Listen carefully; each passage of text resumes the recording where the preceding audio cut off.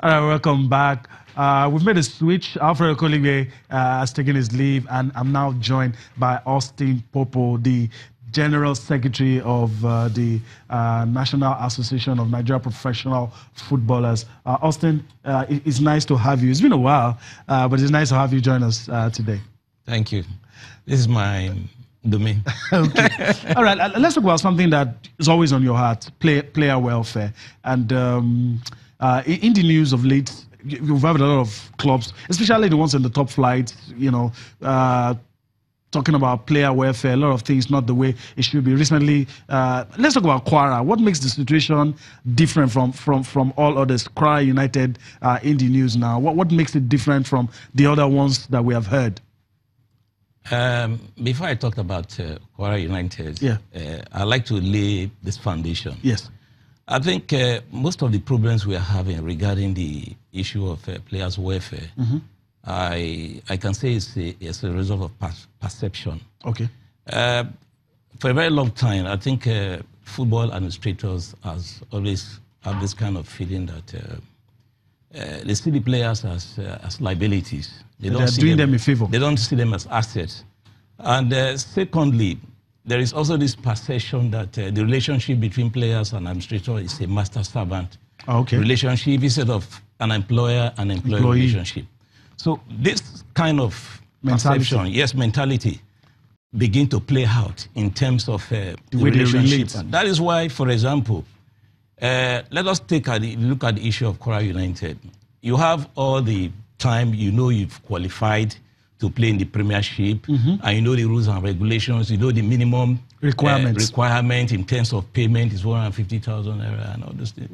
We had a discussion with Kwara United player, and amazingly, they were telling me that none of them had a copy of their contract.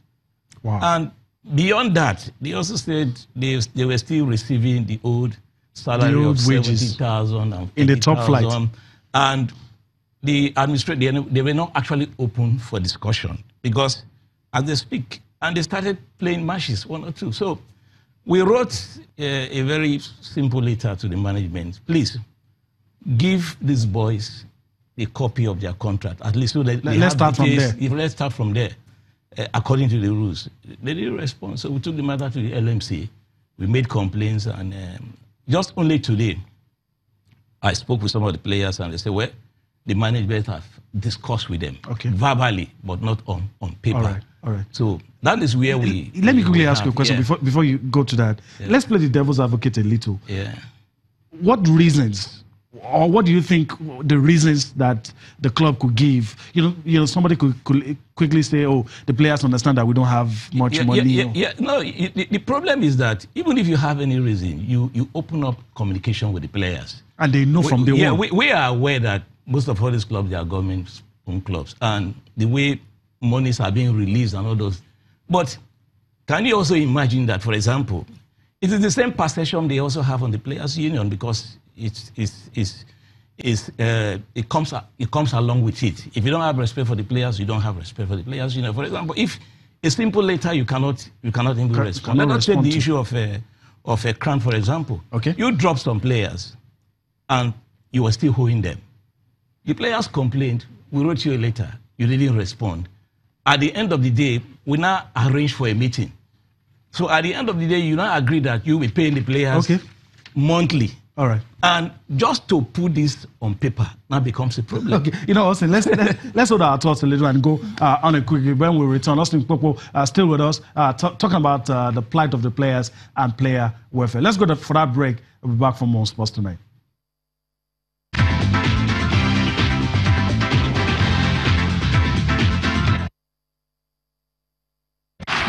Great speech, sir. Now they will follow us without questions.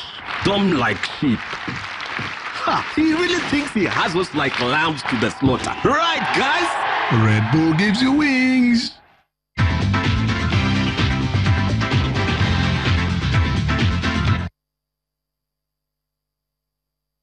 All right. Okay, let me allow you to continue what you were talking about Crown. You were making some points about Crown. Yeah, but what I was saying is... even if you had an agreement with the players to say, well, you be open about it. Yes, you open about it and put it on paper. And when you are being confronted, why are you not putting a player? You flare up and all those kind of stuff. To me, it's bad. Okay. Okay. The same thing applies, for example, to 3SC and issue of Izu Joseph. Oh, okay. A lot of things have been said, and you have even come up to say you are paying some money.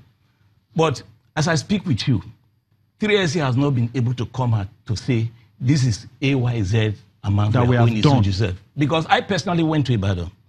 I checked their record from the amount they said they were paying. I also checked the records they have with the LMC in terms of the contract. At the end of the day, we arrive at a figure. So just last 2 months or 1 month ago, they paid under 400,000 without any narrative. So, but what we have done is this, regarding all the clubs that are in the Nigerian National League, because their own league is here to commence. Mm-hmm. So we have been proactive about it. One, the issue of Taraba, Crown, and 3SC. So, like the chairman of the National League, for example, has requested the LMC to transfer the matter, to communicate to them that this is the situation so that they can handle the matter. Last week I was in Abuja. I met the CEO of the LMC. We agreed that they were going to communicate later. The players that you're acting on their behalf, the level of cooperation, are they really cooperating? You know, sometimes some of them suffer in silence. Sometimes, so you look at those issues, do they really cooperate? A lot of things are involved. For example, it is a situation where we have lots of players, because the players also do complain, because at times we ask them, why must you sign this kind of contract, or why must you take this kind of action? They will tell you 3 players are waiting outside. If you don't sign, if you don't do, take it or leave it. Because in most cases, you discover that our clubs, they don't have standards. If they do, you will not see a quality player and begin to treat him that way. These are some of the issues we really need to look at. Quickly before we go on the content, you've mentioned some clubs already, but are there other ones too we have issues with Sunshine that regarding the issue of Kola and Obi. Okay. That still have 9 months subsisting contract, where a situation where an agent went on his behalf to go and sign a mutual termination of agreement. The boy never saw that letter until the union demanded from the agent the letter. So that issue is still pending. There. So it brings us to the issue of the recent launch of the Nigerian chapter of the African Football Alliance. Yeah, that's where I'm going. Yes, because we just discovered that there are a lot of institutions, football stakeholders that are not accommodated in continental bodies, so to speak. Let us take the issue of the intermediaries. These are people that are registered. They are supposed to do a job, and you have not created a named environment for them to do the job. That is why we find all kinds of people, they call themselves agents. Mm-hmm. So for the first time, we've been able to meet under the Football African Forum. To clearly define rules. Yes, to clearly define rules. For the first time, we met with representatives from the universities, from clubs. And what is our focus? Africa in quote. Mm-hmm. Because we are looking at issue as development, issue of contract, funding, club structures, transfer, the role of agents, intermediaries. There are a lot of things. So it's not a pressure group, but it creates a home for us where we can really open up. And it was very fun. And we have been able to put in place a steering committee to look at this. It's not just only in Nigeria, it's an African stuff. Yeah, I know. So we are good to go. We must make contributions, to the development of African football. For example, if you look at, do we really have the developmental structure in terms of trying to compete with the rest of the world? No. So we must provide solutions as stakeholders. So it's a forum that has been able to accommodate everybody. Coaches, yes. Player So this agents. is just the second edition. It's going to be launched in Ghana. It's going to be launched all across Africa. And Nigeria is playing a key role in that. Of course. All right. So before we let you go, there's always a lot when you're around. But before we let you go, talking about the plight of players, just casting your mind back to maybe 5 years ago and now, do you think a lot has improved in terms of the representation that these players get and how they are treated by these clubs? Yes, there is an improvement because,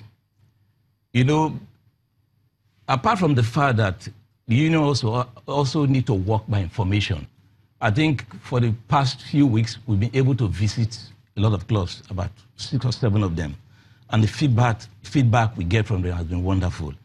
Based on that, we have been able to also update ourselves as a union, because the union also has its own challenge in terms of funding. Yes. That we are discussing with the league.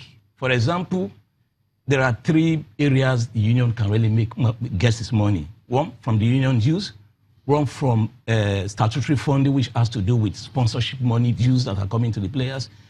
This has been an issue, and we have taken it to the next level. Maybe probably, I don't know why they don't want the union to get money. Have you ever faced situations where you want to act on behalf of players and they are not willing to allow you intervene? You see players that are going through things that you feel are not ideal, and you're willing to intervene, and the players... That's why I asked initially how supportive are some of these players. But do you still have cases like that where players just say, don't worry, I'm okay? No, we don't have cases like that anymore. Because as it stands today, they also know that as a result of their ignorance, a lot of things have happened to them.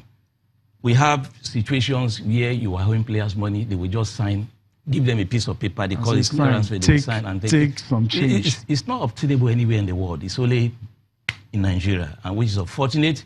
And the players are very supportive as I speak with you. And the other issues that has to do with players in terms of orientation. Yeah, we are also trying to go on education, sensitization of players and all those stuff. Then, as a union too, because if you look back, you see a situation where a lot of ex-players, they died, and there's nothing to fall back on. You are aware that, for example, Shinedu Udoji. I was going to get to that. Yes. Okay, yeah. Is there anything being done for him? Yeah. Today, I think they had a wakekeeping at his family, at his residence in Kaduna. The president of the Players Union was there, Dairu Sadi, and the corpse has been taken to Anambra today. By tomorrow, myself and the Assistant General Secretary in charge of communication, both of us will be in Anambra. We are going to do the burial on Sunday. And it brings us to the issue of having this footballers' pension scheme, which is being driven by Stigma Pension. And the whole idea is to have somebody to fall back, something to fall back on when the playing days is over. On that day, the NFF president has actually endorsed the scheme. All right. Yeah. Austin Popo, I want to thank you for your time on the show today. It's always nice having you. And hopefully you will make a lot of progress with what you're doing on behalf of the players. We've been speaking with Austin Popo, the General Secretary of the National Association of Nigeria Professional Footballers, giving us his take on player welfare and the things that he hopes will improve in terms of how players are being treated in Nigeria. Let's take a quick time out, and when we return from that time, Babatunde Ogunshiku will join us, and of course, it will be chess all the way. Join us again.